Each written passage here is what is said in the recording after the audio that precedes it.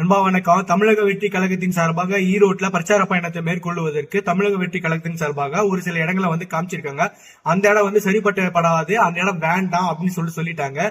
சரி, ஓகே, இன்னொரு இடத்தை சூஸ் பண்ணி அந்த இடத்த கொடுத்திருக்காங்க. அந்த இடத்துக்கு இடத்துக்கு சொந்தமான இடத்துக்கு 50,000 ரூபாய் இழப்பீடு தொகையா கொடுக்கணுமா அந்த இடத்துக்கு. அது மட்டும் இல்லாம அந்த இடம் எப்படி இருந்ததோ அதே மாதிரி சீரமைச்சு கொடுக்கணும்னு சொல்லிட்டு ஒரு நிபந்தனையை கொடுத்திருக்காங்க.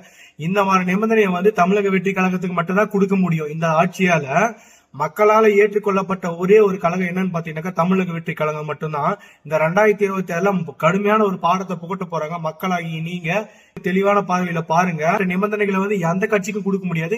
84 நிபந்தனைகளை கொடுத்திருக்காங்க. 60,000 ரூபாய் டெபாசிட் போனோம், அப்புறம் 50,000 ரூபாய் பணமா கொடுக்க சொல்லியிருக்காங்க. அது இடத்த எப்படி இருந்துச்சோ அதே மாதிரி சீரமைத்து கொடுக்கணும்னு சொல்லியிருக்காங்க. பிரச்சனை கிடையாது, எப்படி இருந்ததோ சுத்தம் பண்ணி கொடுக்க சொல்லியிருக்காங்க. அது வேற.